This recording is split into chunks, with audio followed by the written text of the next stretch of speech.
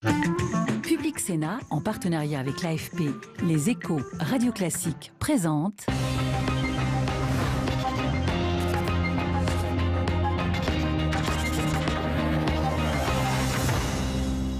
Jean-Christophe Cambadélis, le premier secrétaire du Parti Socialiste et l'invité de l'épreuve de vérité. Bonsoir. Bonsoir. Et merci d'être avec nous pour ce rendez-vous de Public Sénat avec l'AFP, avec Radio Classique et avec Les Échos. Vous répondrez à 3 grandes questions au cours de cette émission. Oui, d'abord, la crise de la droite est-elle une aubaine pour vous? Vous répondrez à Jean-Francis Pécresse. Ensuite, pourquoi la campagne de Benoît Hamon, qui est entre 13,5 voire 16 d'intention de vote selon les sondages, pourquoi la campagne de votre candidat patine? Vous le direz à Jérémy Marot. Enfin, comment résister à la tentation Macron? Et oui, une tentation forte chez beaucoup d'élus socialistes qui vont même désormais jusqu'à lui offrir leur parrainage. Question de Michael Zamès. Mais d'abord, une question d'actualité.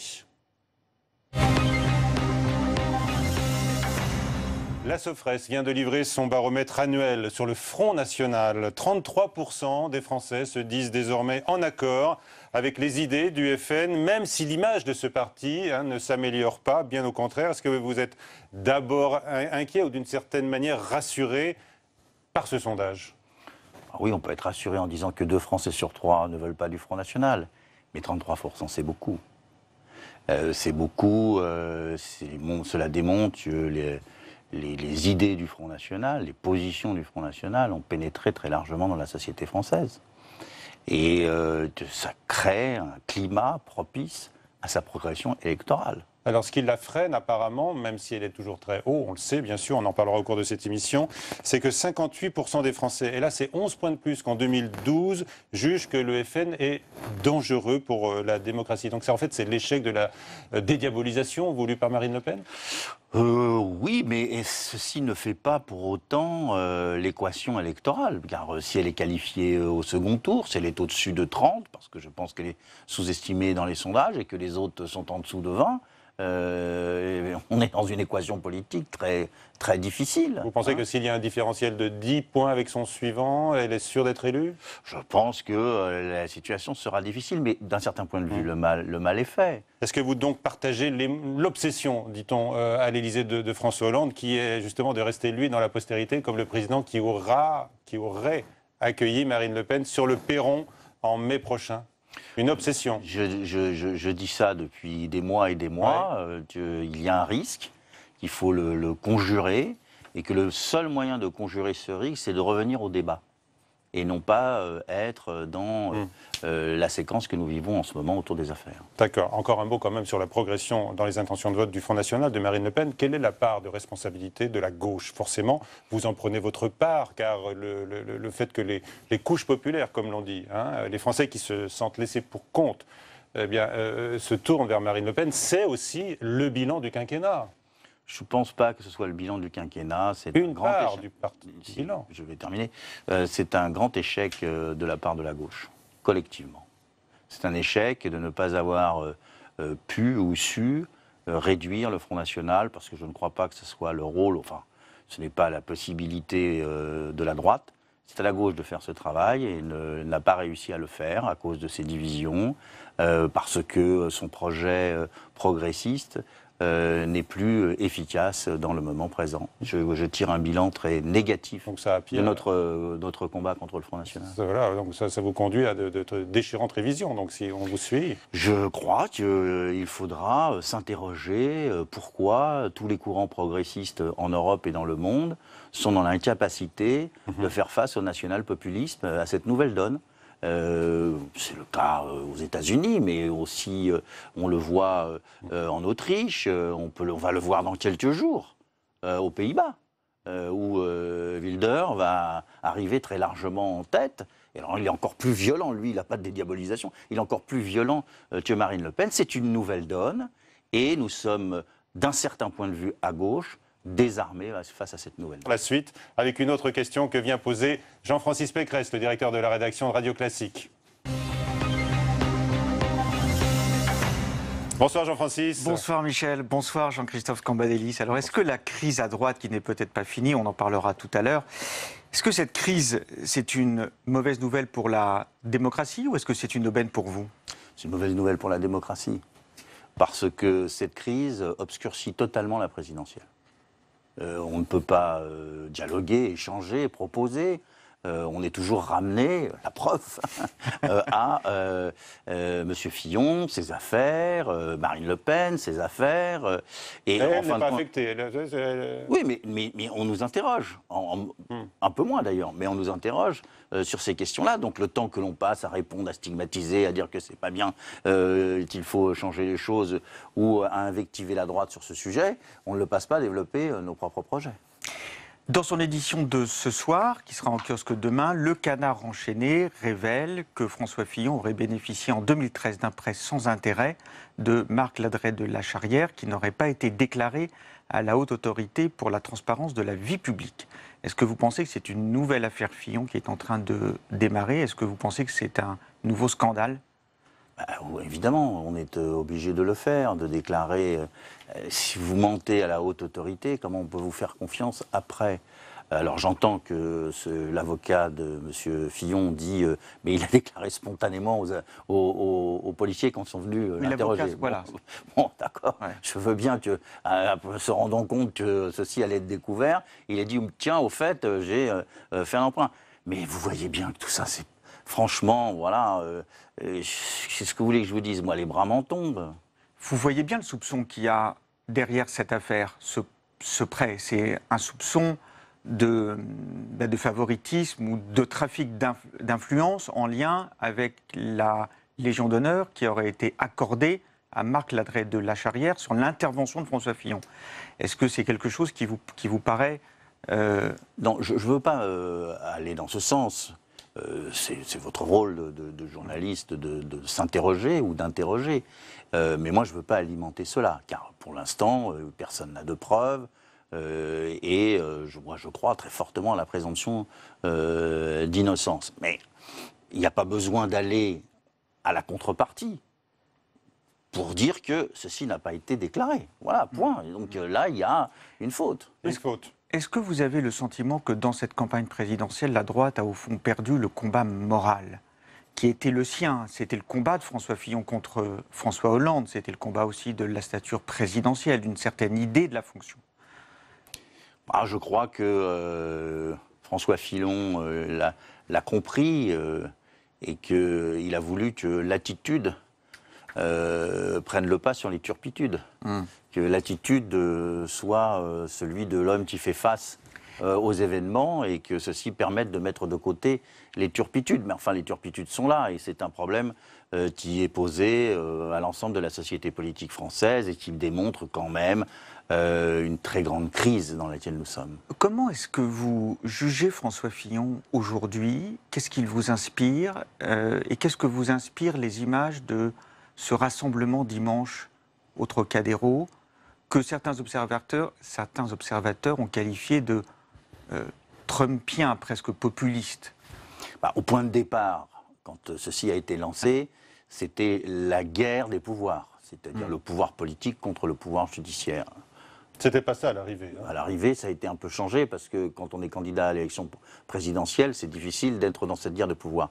Mais ça indique quelque chose, c'est que la droite, elle existe en France. À tous ceux qui pensaient qu'elle avait disparu. Elle existe, elle a une force, elle a une représentation, et que cette droite-là, elle ne veut pas de la gauche sous toutes ses formes. Mais allons plus loin. Parce que si elle ne veut pas de la gauche sous toutes ses formes, moi je suis très inquiet d'un deuxième tour entre Marine Le Pen et, par exemple, Emmanuel Macron ou Benoît Hamon. Je ne sais pas ce que va faire la droite. Vous attendez quoi? Des éclaircissements, des précisions du candidat Fillon? Je demande par exemple. Vous lui demandez quoi? Je lui demande par exemple de nous dire, en cas d'élimination, Vous êtes en train de nous dire, si il appellerait à voter pour un candidat républicain. Je ne veux pas personnifier. Ouais. Est-ce qu'il le ferait? Je n'en suis pas certain. Vous avez un doute aujourd'hui? J'ai un doute parce que cette base, elle est chauffée à blanc, elle est là présente en disant on ne va pas nous voler la victoire. Donc s'il n'est pas au second tour, sa victoire aura été volée. C'est quoi son réflexe? Mais c'est pour ça que je dis, on ne se rend pas compte, on dit, wow, de toute façon, il y a le plafond de verre, etc., pour Marine Le Pen. Mais on ne se rend pas compte de ce qui est en train de s'installer. Vous n'êtes pas sûr que là, ce soir, si François Fillon est éliminé du deuxième tour, il appellera à voter Emmanuel Macron. Ou Benoît Hamon. Benoît Hamon. Bon, non, Vous n'êtes pas sûr. je ne suis pas sûr. Mais le Nini, c'est quand même une théorie qui existe. Pas pour l'élection présidentielle. C'est à voir, c'est à voir. Hein. Et d'abord le candidat, puis après l'électorat. 2 jours après le Trocadéro, il semble que la droite essaie quand même de se remettre en ordre de bataille, que même des jupéistes essaient maintenant de rejoindre les rangs de François Fillon après les avoir quittés. Est-ce que pour vous, la droite, est-ce qu'elle redevient une menace ? Elle n'a jamais cessé de l'être. Car là, on avait vu des électeurs se dérober. Alors dans les sondages, parce que maintenant on fait la politique qu'à partir des sondages. Mais il n'était pas anormal que des électeurs de droite aient été choqués par les révélations qui ont été faites autour de M. Fillon. Alors maintenant, est-ce qu'ils vont revenir ? Nous n'en savons rien. Est-ce qu'ils estiment que c'est définitivement terminé ? Nous n'en savons rien. Est-ce que M. Fillon va accentuer sa radicalisation contre les pouvoirs, contre les élites, va trumpaiser sa campagne? Nous n'en savons rien. Donc c'est un peu tôt pour le dire. Qu'est-ce que va demander l'UDI en contrepartie? Mais vous voyez bien que ce paysage où un jour on dit c'est fini, je m'en vais, je ne peux plus être dans la campagne, et puis le lendemain on revient, on s'assoit à la bonne table, Monsieur Larcher, j'ai trouvé ça franchement extraordinaire, devant le siège de campagne, annonçant que le bureau politique, pas le comité politique, il a dit le bureau politique, le bureau politique avait décidé à l'unanimité, avec des gens qui avaient condamné le candidat. Bon, tout ça, c'est terrible pour la démocratie. Merci Jean-Francis. La deuxième partie de l'épreuve de vérité maintenant, avec Jérémy Marot de l'agence France Presse qui vient vous poser sa question. L'épreuve de vérité avec l'AFP. Bonsoir Jérémy. Bonsoir Monsieur Cambadélis. Alors on est à 41 jours après la désignation de Benoît Hamon dans la primaire. On est à 47 jours du premier tour de l'élection présidentielle et pourtant, la campagne de votre candidat a du mal à décoller. Alors comment vous l'expliquez? On a vu qu'il y avait des sondages qui montraient que Benoît Hamon plafonnait, 13-14%. Quel est votre diagnostic et quel remède vous voulez apporter au chevet de votre candidat? Écoutez, nous sommes dans la plaine, nous allons aborder les premiers lacets de l'Alpe d'Huez.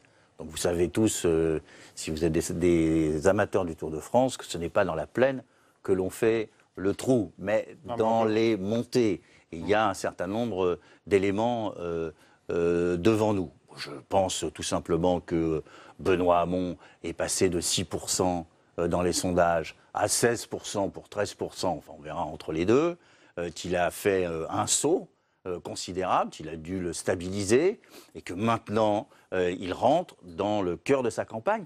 Mais c'est difficile. C'est difficile pourquoi? Parce qu'il a fait des erreurs. Non, c'est pas parce qu'il a fait des erreurs. C'est difficile parce que, alors là on va passer au football, il ne peut pas installer son jeu. Il ne peut pas installer son jeu. À chaque fois qu'il fait une proposition, il discute, il propose, on est dans les affaires. Donc c'est difficile de l'entendre. Et c'est une question qui est posée d'ailleurs à Jean-Luc Mélenchon aussi.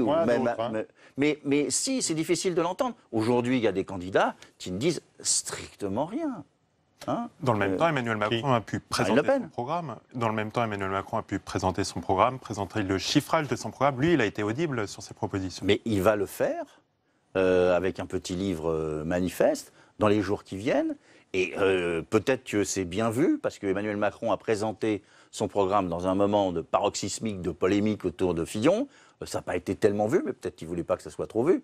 Et là, Benoît Hamon va pouvoir le faire au vu et au su de tout le monde. Donc il est encore temps pour vous de revenir sur le fond, de reparler des problématiques qui finalement vont intéresser les Français. Oui, je pense que c'est... Parce que les Français commencent à être exaspérés du fait qu'on ne parle pas d'eux et qu'on ne parle pas de la France.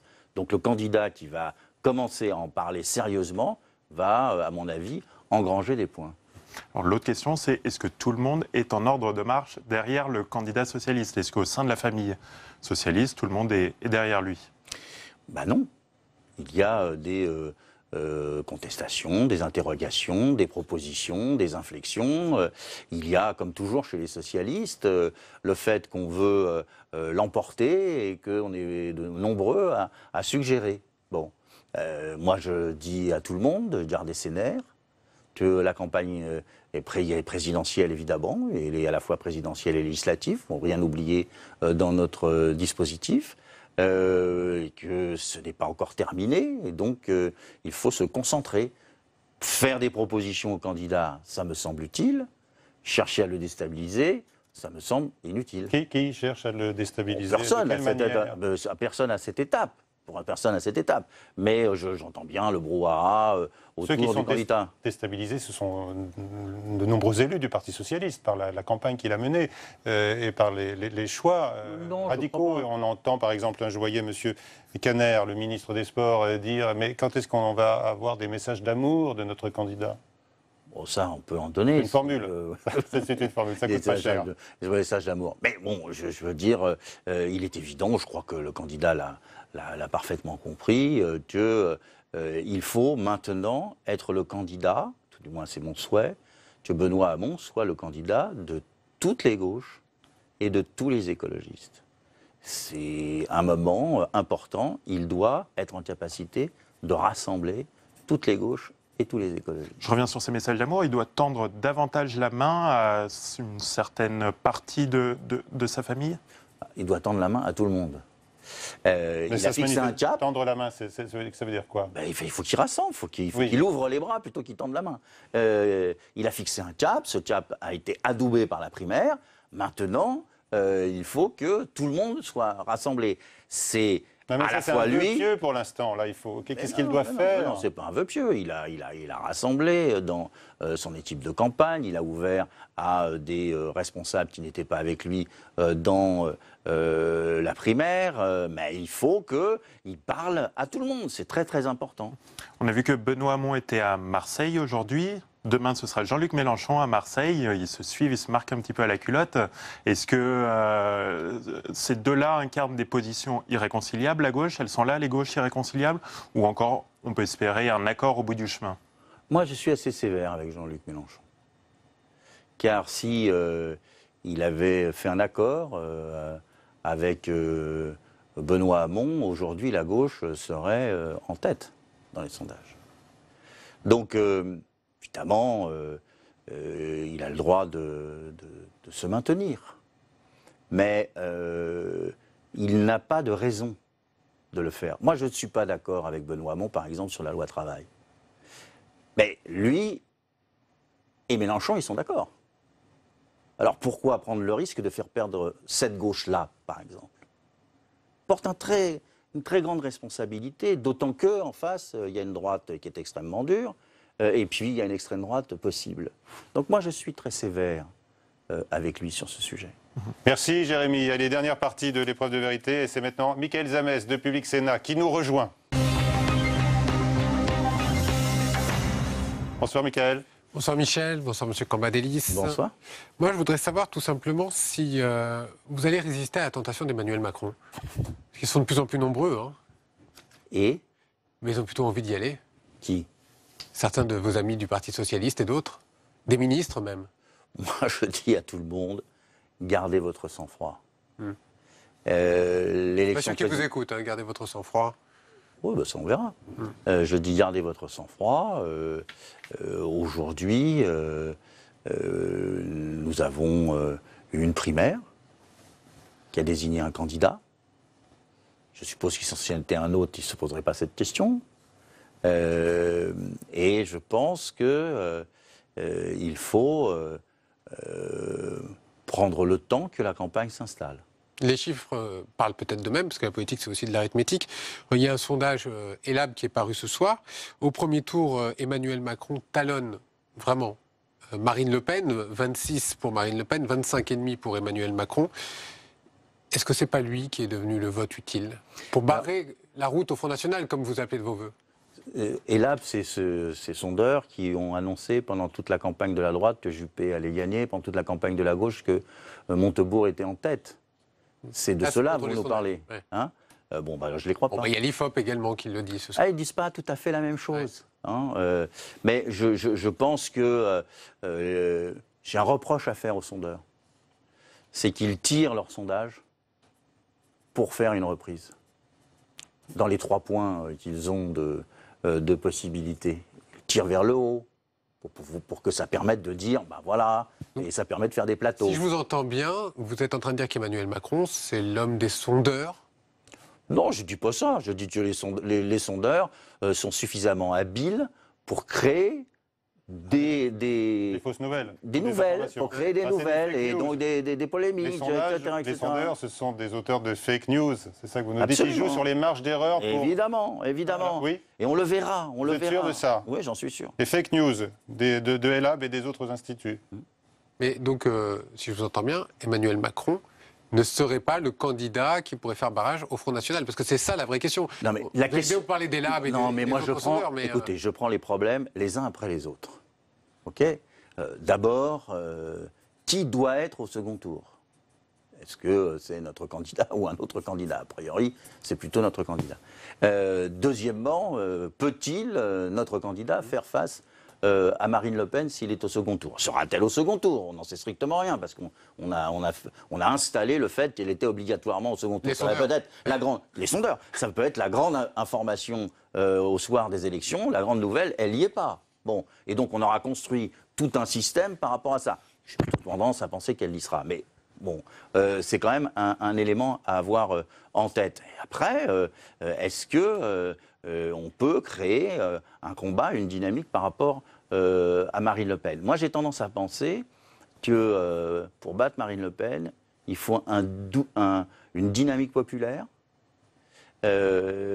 et que l'on ne peut pas la battre simplement par le people, par une personnalité.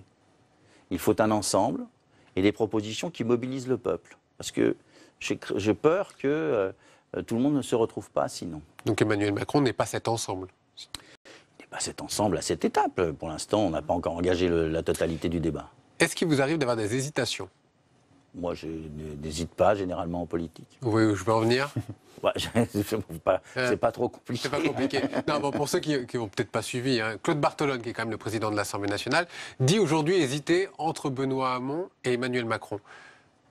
Vous l'avez compris? Vous avez eu un haut-le-cœur en lisant ça? Qu'est-ce qui s'est passé? Je n'ai pas eu un haut-le-cœur. Je sais que Claude Barthelone... Vous connaissez bien? Oui, c'est un ami. Mais Claude Barthelone est tarabusté, si je puis dire, par la montée du Front National. Eh ben, on revient à ce dont on parlait à l'instant. Donc, et lui, s'il hésite, c'est pas qu'il n'a pas dit ce soir dans Le Monde qu'il choisissait Emmanuel Macron. Il regarde, il dit d'ailleurs dans le même interview, mais on n'a pas titré ça là-dessus, que évidemment Benoît Hamon est légitime puisqu'il a gagné la primaire.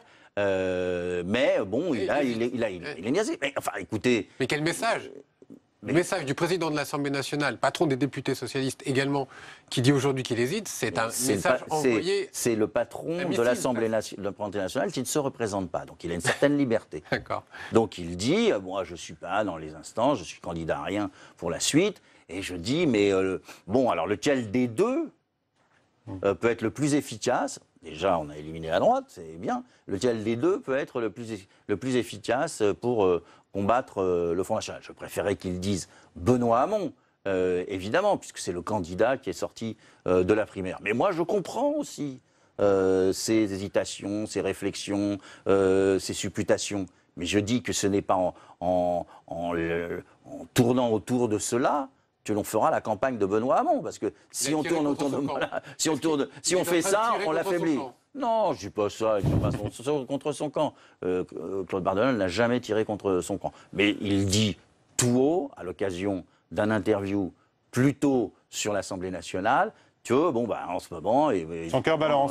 Ouais, non, mais il s'interroge. Il n'est pas le seul, Jean-Christophe Cambadélis. Il y a des secrétaires d'État qui se sont prononcés encore ce matin sur une radio. Il y a même des ministres. Ça, dites-moi. Juliette Méadel oui. s'interroge également sur la campagne de Benoît Hamon et qui dit aussi s'interroger sur l'avenir. Il y a des ministres aussi qui pourraient rejoindre Emmanuel Macron. C'est la fuite, c'est une sorte de fuite en avant. Écoutez, je crois que ce n'est pas un bon calcul. Parce que pour moi... le Parti socialiste ne doit être ni le partenaire junior de Macron, ni le partenaire junior de Mélenchon. Le Parti socialiste doit être incontournable dans la victoire comme dans la défaite. Et il ne faut pas penser court terme. Il faut s'interroger, évidemment, sur comment faire pour combattre le Front National et le battre lors des élections présidentielles. Et ceux qui Mais il pensent faut court penser terme, à ils suite. pensent à quoi? Ils pensent à leur carrière, à leur avenir? Non, c'est pas ça, c'est court terme. C'est-à-dire, bon, là, il y a le problème du Front National. Urgence. Bon, Ouais. Il y a les l'urgence. législatives aussi, on va en parler. Hein. Mais évidemment, je dis si on casse le Parti socialiste, il ne faut pas penser que le Parti socialiste sera en forme aux législatives. Donc il faut avoir du sang-froid et de la responsabilité. Parce que j'estime que le Parti socialiste va être totalement nécessaire dans la période qui s'ouvre de la présidentielle et au-delà. Totalement nécessaire à notre démocratie. Et il vaut mieux qu'il soit incontournable dans la victoire et dans la défaite que cassé en plusieurs morceaux et donc incapable de peser sur les événements. Et ce ne sont pas des hommes qui vont peser sur les événements. C'est le président, évidemment, mais la majorité parlementaire. Vous parlez de partis politiques, on sent quand même qu'il y a aujourd'hui une droite fracturée, une gauche pas loin non plus. Vous qui avez théorisé sur le tripartisme, etc. Ah bah là, c'est le multipartisme. Mais là, on est à l'explosion du tripartisme. Oui, évidemment. Des partis qui servent Mais à partir du moment où vous aviez le tripartisme et que le bipartisme a explosé, il n'était pas anormal qu'on arrive à l'émiettement. Alors, vous avez parlé des législatives, vous avez adressé des courriers à des élus qui parraineraient ou qui parrainent Emmanuel Macron. Ces courriers sont arrivés, vous avez peut-être même eu des réponses. Je viens de recevoir par mail la réponse de François Patria à l'un des courriers que vous lui avez adressés. Vous dites simplement qu'ils ne pourront plus se réclamer du PS. Qu'est-ce que vous leur dites exactement alors donc, dans ce courrier? Vous en avez adressé combien d'abord? Ceux qui ont signé. Ça fait combien? Les parlementaires qui ont suivi, une petite dizaine. Une dizaine. Ils ont apporté leur parrainage à Emmanuel Macron. Emmanuel Macron. Ce que je leur dis, c'est qu'ils connaissent, la plupart d'entre eux, ce sont des camarades qui connaissent les statuts du Parti socialiste. Ils ne sont pas ignorants. Donc je leur dis, ben voilà, tu connais les statuts, tu t'es mis dans la situation de contrevenir à nos statuts, donc tu ne peux plus représenter le Parti socialiste. Et du coup, est-ce que c'est une sanction pour vous? Ne plus représenter le Parti socialiste, c'est une sanction. C'est une sanction. Il y a plus sévère hein, quand même. Hein. Pour ceux qui sont candidats aux législatives, c'est assez compliqué. Moi, je me rappelle qu'il y a peu de temps, vous parliez même d'exclure. Non, je n'ai jamais dit l'exclure. Vous savez, je fais très attention à ce que je dis dans ce domaine. Vous savez, je n'ai pas exclu les frondeurs qui étaient favorables au dépôt d'une motion de censure contre leur propre gouvernement et qui participaient à des manifestations assez violentes contre le gouvernement. J'ai dit que la question de leur appartenance au groupe socialiste, au Parti socialiste, serait posée si cette motion était déposée. Je dis de la même façon que je ne sonde pas les reins et les cœurs et les états d'âme des uns et des autres, mais que si on parraine quelqu'un qui est un adversaire de notre candidat, c'est la même chose. Donc à chaque fois, je fixe des limites tout en comprenant les interrogations, les réflexions, parce que moi, je ne suis pas un épurateur, je suis un rassembleur. Et je comprends qu'on puisse s'interroger. Mais je dis à tout le monde, il faut se rassembler. Et ce soir, donc dans un courrier que je viens de recevoir, le sénateur Parti socialiste, ou pas, vous allez nous le dire, François Patria dit que vous faites preuve d'aveu de faiblesse. Ça, c'est un argument vieux comme le monde, évidemment. C'est ça. Mais voilà, je serais très fort si moi, au Parti socialiste, j'avais dit, eh bien écoutez les gars, vous soutenez Emmanuel Macron, bravo. C'est un raisonnement, on va dire, assez faible. Merci à vous, merci Mickaël. On se retrouve la semaine prochaine et notre invité sera Gérard Larcher, le président du Sénat, qui est donc derrière François Fillon.